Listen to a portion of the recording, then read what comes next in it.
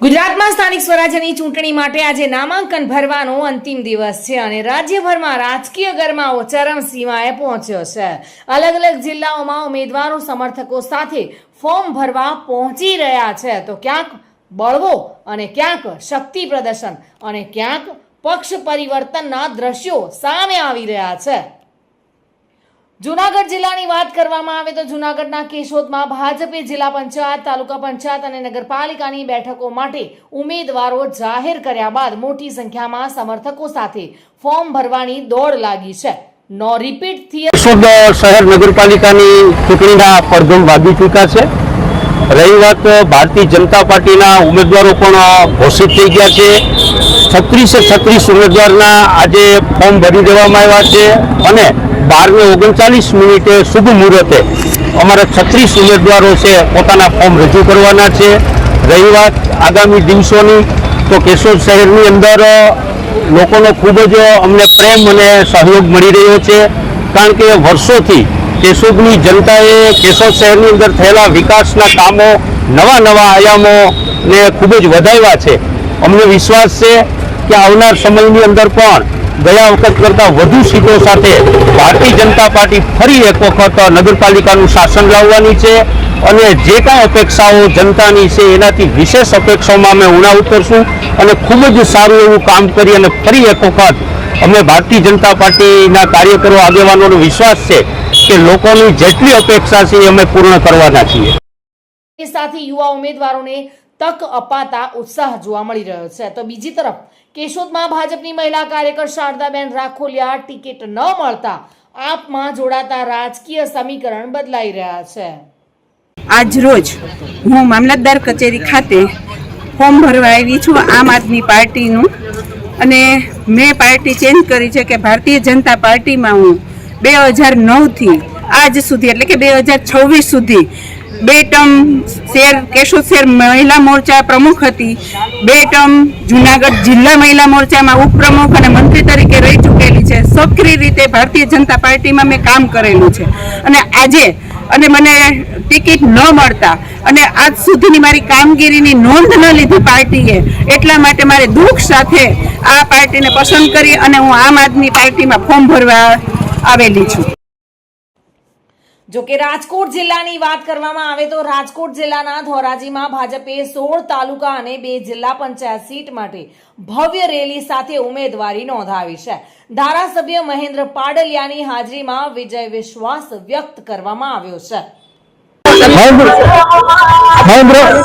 મહેન્દ્ર પાડલિયા ધારાસભ્ય ધોરાજી આજરોજ ધોરાજી તાલુકા પંચાયતના 16 સીટના ઉમેદવારો અને ધોરાજી જિલ્લા પંચાયતના 2 ઉમેદવારો ભારતીય જનતા પાર્ટી પ્રદેશ અધ્યક્ષ દ્વારા જે નામો જાહેર થયા છે તે ઉમેદવારો પોતાના ઉમેદવારી પત્ર ભરવા જઈ રહ્યા છે અને આ તકે ભારતીય જનતા પાર્ટીના પ્રદેશ અધ્યક્ષ શ્રી જગદીશભાઈ પંચાલ સાહેબે જે ઉમેદવારોને જાહેર કર્યા છે તેને બધાનું અભિનંદન અને શુભેચ્છા પાઠવી।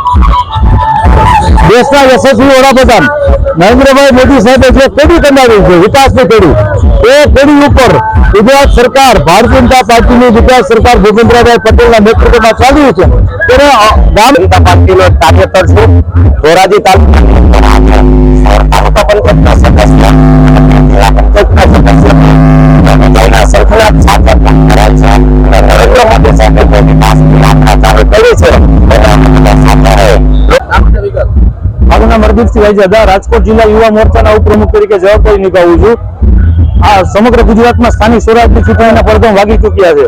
એવી જ રીતે ધોરાજી તાલુકા પંચાયતની 16 તાલુકા પંચાયતની સીટના ઉમેદવારો અને ધોરાજી તાલુકા પંચાયતમાં આવતી 2 જિલ્લા પંચાયતની સીટના ઉમેદવારો, તમામ ઉમેદવારો આજે નામાંકન રેલી રૂપે વિજય સરઘસમાં અને વિજય મુહૂર્તમાં ફોર્મ ભરવા માટે જઈ રહ્યા છે। જ્યારે કોંગ્રેસ હાર ભાગી ગઈ છે એટલે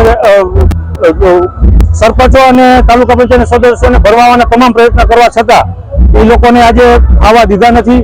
ભાજપની જે વિકાસની રાજનીતિ છે, રાષ્ટ્રવાદના મુદ્દા સાથે જે ભારતીય જનતા પાર્ટી લોકોના દિલમાં વસેલી છે અને અમને સંપૂર્ણ વિશ્વાસ છે કે અમે બંને જિલ્લા પંચાયત સંપૂર્ણ બહુમતીથી જીતીશું અને જે ધોરાજી તાલુકા પંચાયત છે એમાં પણ અમે સંપૂર્ણ બહુમતીથી ધોરાજી તાલુકા પંચાયત અમે વિજય કરીને અમે સંપૂર્ણ દેખાડીશું, અમે અભ્યર્થના છે અને લોકો પર વિશ્વાસ છે। કરેલા કામ ભારતીય જનતા પાર્ટીએ કરેલા કામના આધારે આજે અમે લોકોમાં મત માંગવા માટે નીકળ્યા છીએ. અત્યારે જે વાતાવરણ જોતા રાજકોટ જિલ્લાના ઉપલેટામાં પણ ભાજપે તમામ બેઠકો માટે ફોર્મ એક સાથે રજૂ કરીને શક્તિ પ્રદર્શન કર્યું છે, જ્યાં મોટી સંખ્યામાં કાર્યકર્તાઓ ઉપસ્થિત રહ્યા હતા. આજ રોજ સ્થાનિક સ્વરાજ્યની ચૂંટણીને લઈને ખૂબ મોટી મુહૂર્તમાં 11 તારીખે ફોર્મ ભરવા માટે અમારા ઉમેદવારો જંગી મેદની સાથે ટેકેદારો સાથે મામલતદાર ઓફિસ તથા તાલુકા પંચાયત ઓફિસે ફોર્મ ભરવા આવ્યા છે. આજ રોજ અમે કમળને ખીલવવા માટે એક સાથે હજારોની સંખ્યામાં ટેકેદારો આવ્યા છે. તાલુકાના દુનિયાની 4માં ભાજપના ઉમેદવાર તરીકે આજે ફોર્મ રજૂ કરેલ છે અને અમે કાયમી માટે લોકોની વચ્ચે રહી અને કામ કરીએ છીએ. અને ગત પેટા ચૂંટણીમાં હું 70 મતથી મારી હાર થઈ હતી, ત્યારે એ પછી પણ હું 1 વર્ષથી ફૂલ એક્ટિવ છું અને અમે અમારા કામથી જ મતલબ છે. અમારે કોઈ બીજી હોદ્દાના કે કોઈના કામ ઓલામાં નથી. અમે અમારા કામથી અને અમારા જે કાંઈ ગામની જવાબદારી આવતી હોય એના નાનામાં નાના કામ અમે અમારી રીતે જે કાંઈ થતું હશે એ વધુને વધુ મહેનતથી કામ કરવા માટે અહીંયા અમે ઉમેદવારી ભરી છે. જિલ્લાના માળિયાહાટીનામાં સાંસદ રાજેશ ચુડાસમા અને ધારાસભ્ય ભગવાનજી કરગઠિયાની હાજરીમાં વિશાળ રેલી યોજાઈ હતી, જેમાં હજારો લોકો જોડાતા રાજકીય માહોલ ગરમાયેલો જોવા મળી રહ્યો છે. આપણા પ્રણવ પુત્ર નરેન્દ્રભાઈ મોદી અને અમિતભાઈ શાહનું જ્યારે આખા ભારતની અંદર જે લોકચાહના અને ભારતને એક નવી દિશામાં આગળ વધી રહ્યા છે, ત્યારે આજે ગુજરાતની અંદર સ્થાનિક સ્વરાજ્યની ચૂંટણીની અંદર માળિયા તાલુકાની અંદર આજે 20 ફોર્મ તાલુકા પંચાયત અને 5 જિલ્લા પંચાયતના ઉમેદવારો આજે એક સાથે જ્યારે મોટી જનભેદની ઊભી થઈ ત્યારે અમે બધા એક રાજેશભાઈ ચુડાસમા, ભગવાનજીભાઈ કરગઠિયા આજ રોજ માળિયા તાલુકાના 20 ઉમેદવારો અને જિલ્લા પંચાયતના 5 ઉમેદવારોને જે ભારતીય જનતા પાર્ટીએ ટિકિટ આપી છે એના આજે ફોર્મ ભરવાની વિધિ કરવામાં આવી. મોટી સંખ્યામાં સમાજના આગેવાનો, વડીલો, ધારાસભ્યશ્રી, હું પોતે અને સાંસદશ્રી સહિત તમામ આ જિલ્લાના આગેવાનો દ્વારા ભાઈ દરબાર સમાજથી મામલતદાર કચેરી સુધી રેલીનું આયોજન કર્યું. આજે સ્થાનિક સ્વરાજ્યની ચૂંટણીની અંદર ગુજરાતના પનવતા પુત્ર શ્રી નરેન્દ્રભાઈ મોદી સાહેબના નેતૃત્વ નીચે આખા ભારતની અંદર ભારતીય જનતા પાર્ટીનો ઝંડો લહેરાઈ રહ્યો છે. તો માળિયા તાલુકાની અંદર પણ 20 તાલુકા પંચાયતના ઉમેદવારો તેમજ 5 જિલ્લા પંચાયતના ઉમેદવારો લોકોનો ઉત્સાહ અને પ્રેમ જોઈ અને 20 તાલુકા પંચાયતના ઉમેદવારો અને 5 જિલ્લા પંચાયતના ઉમેદવારો. જૂનાગઢ જિલ્લાના વિસાવદરમાં ભાજપ અને કોંગ્રેસ બંને પક્ષના ઉમેદવારો સાથે ત્રિપાંખીયો જંગ જામ્યો છે, જ્યાં પૂર્વ ધારાસભ્ય અને અગ્રણીઓ મેદાનમાં ઉતરેલા જોવા મળી રહ્યા છે.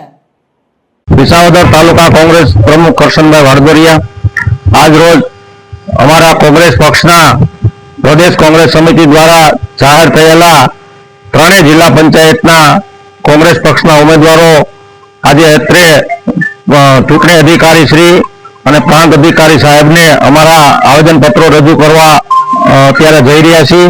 તેમજ અમારે તાલુકા પંચાયતની 18 સીટના ઉમેદવારો પણ આજ રોજ જાહેર કરવામાં આવ્યા છે. તેમના ફોર્મ પણ કાલે ભરી દેવામાં આવ્યા છે તાલુકા પંચાયતના મામલતદાર કચેરી અને તાલુકા પંચાયત કચેરી ખાતે.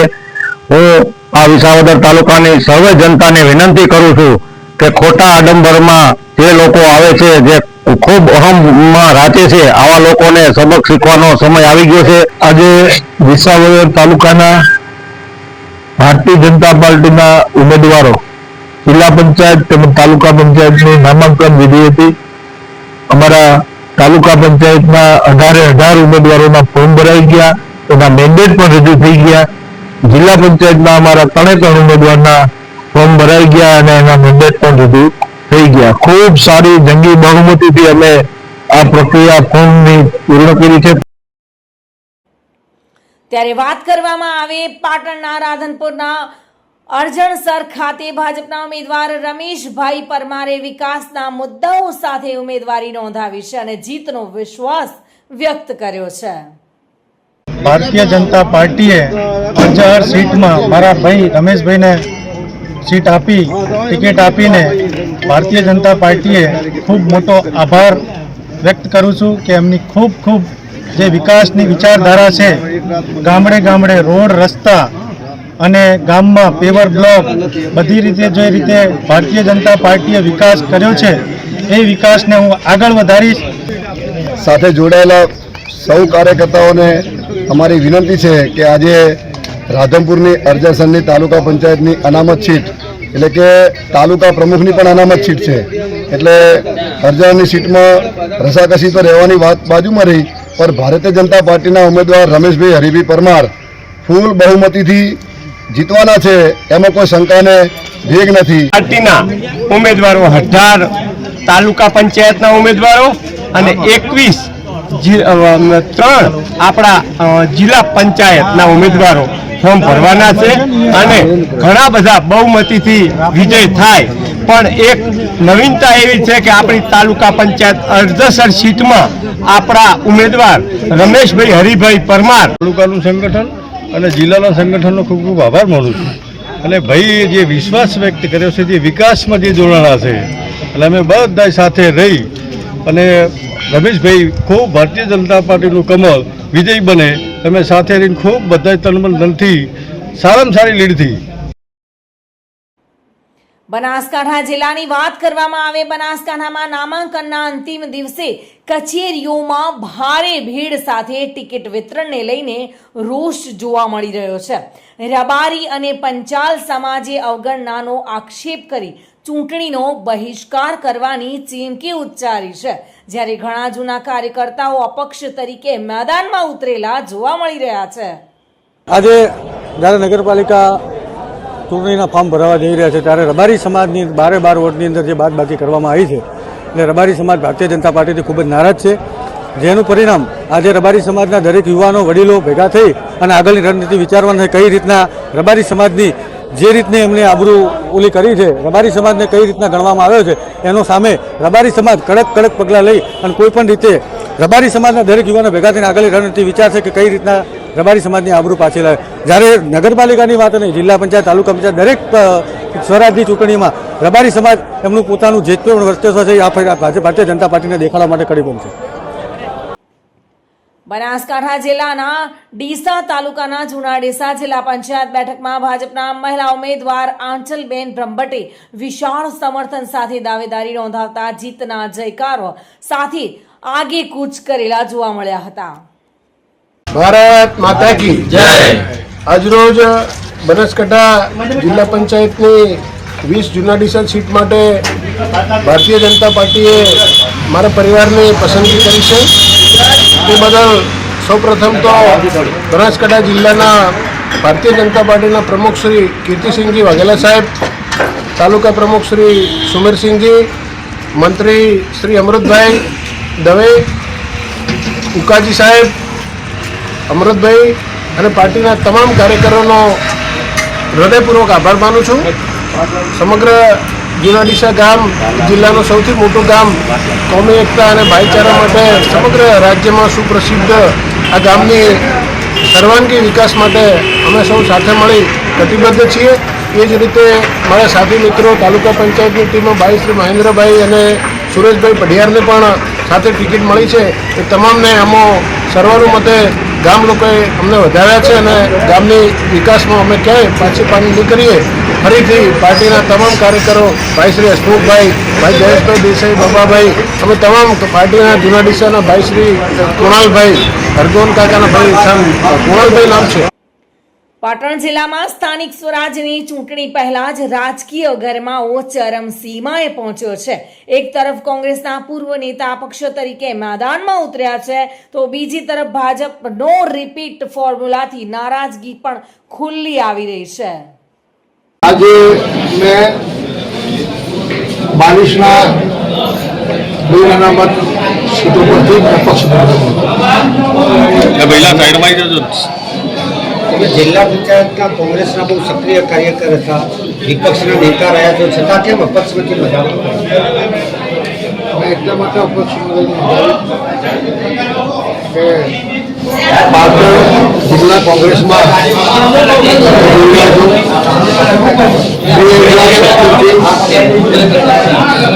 સરમુખત્યારશાહી ચાલતી હોય પાટણ જિલ્લા કોંગ્રેસમાં આ બધા જાણો છો એવું વાતાવરણ ચાલી રહ્યું છે ત્યારે મેં તો ટિકિટ જ માગી નથી મેં ડાયરેક્ટ અપક્ષ ઉમેદવારી કોંગ્રેસથી તમને અસંતોષ છે? પક્ષથી મને કોઈ અસંતોષ નથી. ટિકિટ નહીં માગવાનું કારણ શું? કોંગ્રેસમાં નહીં માગવાનું કારણ તમે બધા જાણો જ છો. છતાંય તમે જુઓ કે ક્યારે કોણ આવે છે, ક્યારે કોણ જાય છે, કોને કઈ છે ટિકિટ આપવામાં આવે છે, ક્યારે નક્કી કરવામાં આવે છે, એ બધું નક્કી કોણ કરે છે? સંગઠન કરે. એ બધું તમે જાણો જ છો. એટલે હું ટિકિટ માગું તો પાછું આ બધા પ્રશ્નો ઊભા કરવા, પાછું મોવડી મંડળમાં મોકલવું, મોવડી મંડળો પાછું આ પ્રશ્નો ઊભા થાય, તે પ્રશ્નો ઊભા થાય. એના કરતાં મેં તો જ્યારથી આ સીટ જાહેર થઈ બાલિશરાની, મારું મત જ છે બાલિશરા. એટલે મેં એક જ માહિતી આપણે જોકે સમગ્ર રાજ્યભરમાં નામાંકનના અંતિમ દિવસે રાજકીય ગરમાવો જોવા મળી રહ્યો છે. રાજકીય ગરમાવા સાથે બળવો અને શક્તિ પ્રદર્શન વચ્ચે હવે નજર રહેશે કે અંતિમ ક્ષણે કોણ પીછેહટ કરી રહ્યું છે અને કોણ મેદાનમાં ટકી રહીને ચૂંટણીને વધુ રસપ્રદ બનાવે છે.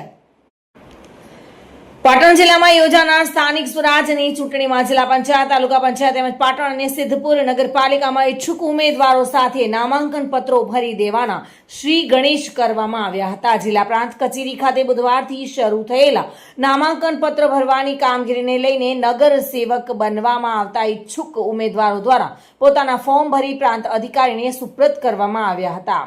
ત્યારે આજે ફોર્મ ભરવાના અંતિમ દિવસે રાજકીય પક્ષો, બિન રાજકીય પક્ષો તેમજ અપક્ષ ઉમેદવારોએ ચૂંટણી જંગમાં ઝંપલાવી ઉમેદવારી નોંધાવવા પ્રાંત કચેરી ખાતે પહોંચ્યા હતા. અંતિમ દિવસે પ્રાંત કચેરી ખાતે ઉમેદવારી પત્રો નોંધાવવા ઉમેદવારોનો ભારે ઘસારો જોવા મળ્યો હતો. પાટણ નગરપાલિકાની ચૂંટણીમાં વિવિધ વિસ્તારોમાં ક્યાંક ને ક્યાંક ભાજપ પક્ષે નારાજગી જોવા મળી રહી છે. તો થોડા નો રિપીટની થિયરી અપનાવતા જૂના જોગ્યોના પત્તા કપાઈ ગયા છે, જેને લઈને તેમના સમર્થકોમાં કચવાટ જોવા મળી રહ્યો છે. તો પક્ષ દ્વારા ટિકિટ ન ફળવાતા નગર સેવક બનવા માંગતા ઉમેદવારો અપક્ષ ચૂંટણી લડી લેવાનું નક્કી કરી રહ્યા છે અને આગામી 26 એપ્રિલના રોજ યોજાનાર મતદાનનો કઈ તરફ ઝોક મળશે અને નગરજનો કેવા નગર સેવકને ચૂંટશે તે આવનારો સમય બતાવશે.